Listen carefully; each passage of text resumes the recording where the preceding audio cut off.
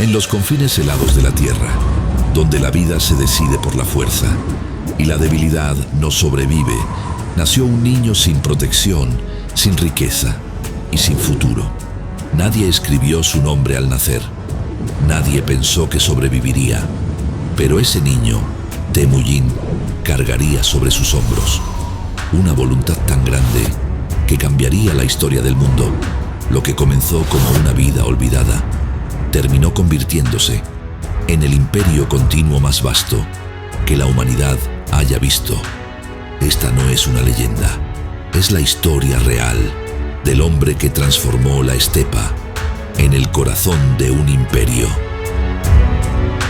Genghis Khan, del abandono a dominar medio mundo.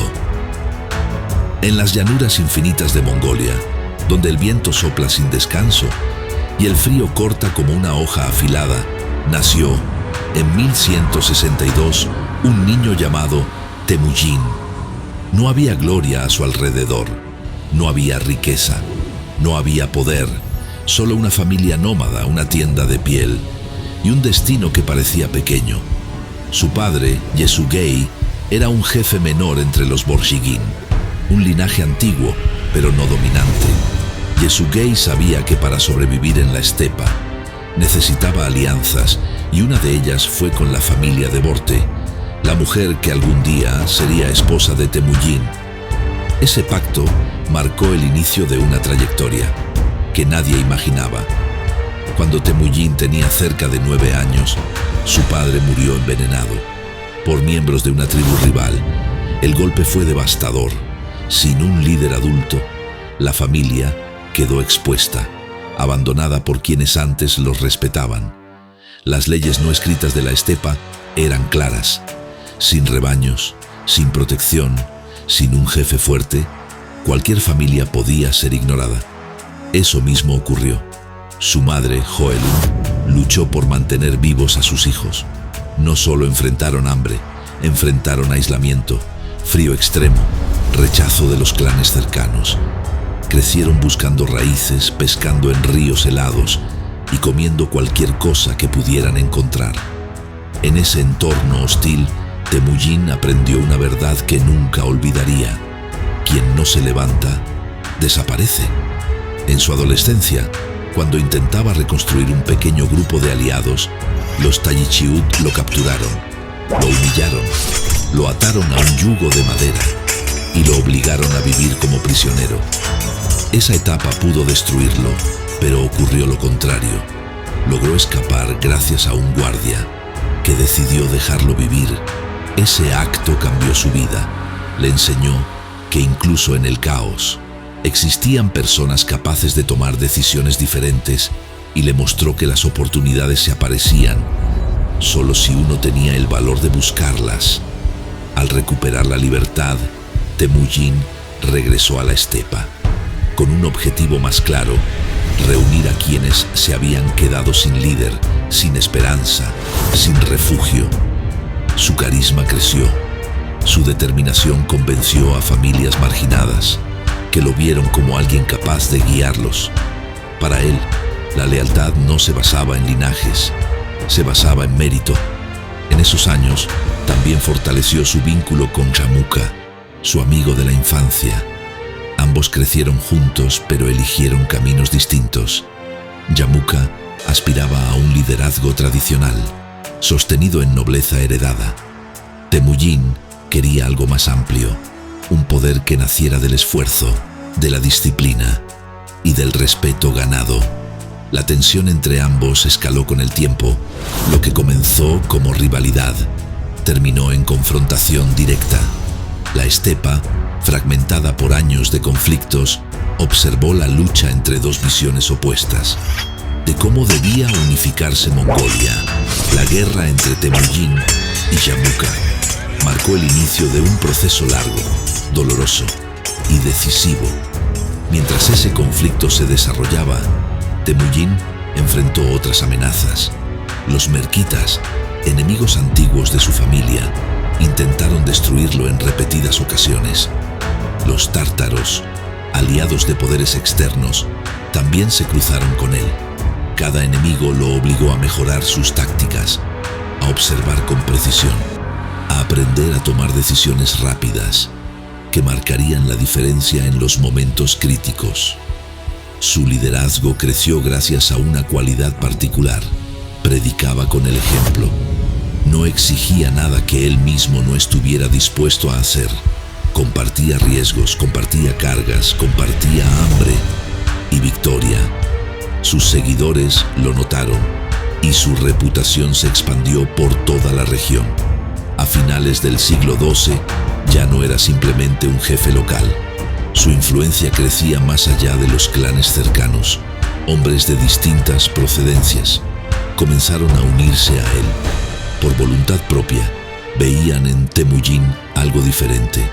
Un líder capaz de transformar caos en estructura, rivales en soldados, enemigos en aliados. En 1206, tras años de batallas, alianzas y traiciones, los líderes mongoles se reunieron en un gran Kurultai.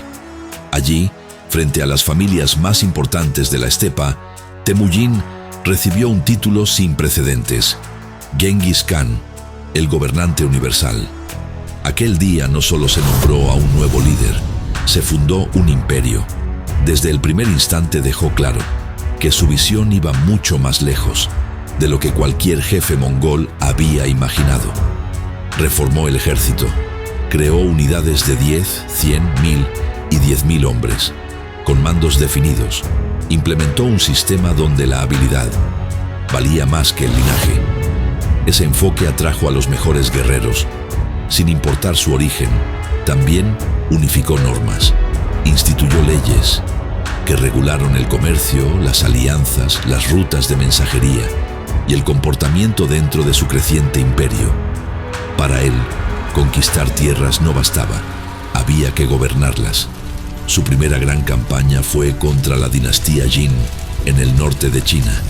Los Jin dominaban ciudades fortificadas, murallas gigantescas y ejércitos disciplinados. Enfrentarlos no sería sencillo, pero Genghis entendía que el conocimiento era poder. Integró ingenieros chinos capturados, aprendió técnicas de asedio y aplicó estrategias que desconcertaron a sus enemigos. El conflicto comenzó en 1211 y demostró que los mongoles podían adaptarse a cualquier terreno. Tras años de lucha, su ejército se fortaleció aún más. Genghis observó que la estepa ya no tenía enemigos capaces de detenerlo. Entonces dirigió su mirada hacia un nuevo adversario, el imperio Jorezmita, un vasto reino musulmán que controlaba partes de Asia Central. El conflicto con los jorezmitas empezó en 1219. Todo se desencadenó cuando comerciantes mongoles fueron ejecutados por un gobernador local. Genghis envió diplomáticos para exigir una explicación. El contacto diplomático terminó de forma fatal para el embajador. Ese acto no quedó sin respuesta. Las crónicas coinciden en que, tras ese hecho, Genghis inició una de las campañas más rápidas y devastadoras de la época. Sus ejércitos avanzaron desde rutas diferentes, cruzando montañas, ríos y desiertos. Las ciudades fortificadas, creyendo que resistirían meses, cayeron en cuestión de días. Los mongoles dominaron las rutas comerciales, conquistaron Samarcanda, Bujará y otras ciudades clave. En menos de 2 años, un imperio entero se desmoronó. Mientras tanto, sus generales exploraban nuevas fronteras. El más destacado, Subotai, dirigió campañas que llevaron a los mongoles hasta el Cáucaso y el este de Europa. En 1223, en el río Kalka, derrotaron a fuerzas aliadas de rusos y cumanos, con una estrategia que mostró al mundo el alcance verdadero de su poder militar. Durante este periodo, Genghis también fortaleció el corazón administrativo de su imperio. Creó un sistema de correos llamado Yam, que permitía movilizar mensajes a través de distancias enormes, en tiempos reducidos. Estableció leyes que protegían a mensajeros, caravanas y artesanos. Promovió el comercio internacional y garantizó seguridad en rutas peligrosas. Gracias a ese enfoque, regiones que habían vivido aisladas durante siglos iniciaron un intercambio constante de bienes y conocimientos. Su gobierno también integró especialistas extranjeros, ingenieros chinos, médicos persas, administradores árabes y eruditos de distintos territorios. Colaboraron en su corte. La visión de Genghis no era destruir culturas, era absorberlas, comprenderlas y utilizarlas para fortalecer su estructura política. En 1226, a pesar de su edad, lideró una última campaña contra los Tangut, en el noroeste de China. Esta ofensiva fue concluyente, pero su salud se debilitó de manera notable. Las fuentes difieren sobre la causa exacta de su muerte. Algunos mencionan caídas, otros mencionan enfermedades, algunos hablan de complicaciones durante la campaña. Lo cierto es que falleció en 1227, dejando un legado que superaba cualquier frontera. Tras su muerte, sus hijos dividieron el imperio en grandes zulus, pero mantuvieron la expansión. Batu Khan llegó a Europa Oriental, Ogodei continuó la guerra en China, Tolui se encargó de la región central, Mongke y Kublai terminaron la conquista de la dinastía Song y consolidaron un estado que se extendía desde Corea hasta Polonia. El imperio, que comenzó con un niño marginado de la estepa, se convirtió en el territorio continuo más grande, jamás gobernado por un solo sistema político. Su influencia redefinió mapas, cambió rutas comerciales, transformó sociedades y aceleró la conexión entre Oriente y Occidente. Genghis Khan no fue solo un conquistador, fue un organizador, un reformador, un hombre capaz de observar un mundo dividido y convertirlo en una red funcional. Nació sin poder, sin riqueza, sin apoyo, pero su voluntad moldeó una época entera. Su historia demuestra que incluso quienes empiezan sin nada pueden alterar para siempre el destino de millones. Desde 1162 hasta 1227, Temujin dejó una huella tan profunda que aún hoy atraviesa continentes, culturas y memorias. Un niño abandonado, convertido en piedra angular de un imperio, un líder que transformó su mundo y el nuestro. Ese fue Genghis Khan. Al mirar la vida de Genghis Khan, queda claro que su mayor conquista no fue un territorio, fue superar todo lo que quiso destruirlo.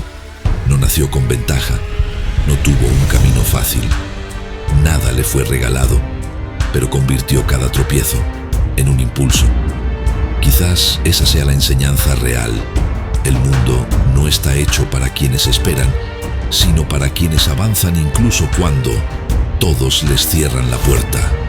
Porque la grandeza no siempre llega por el lugar donde naces, sino por lo que haces cuando nadie cree en ti.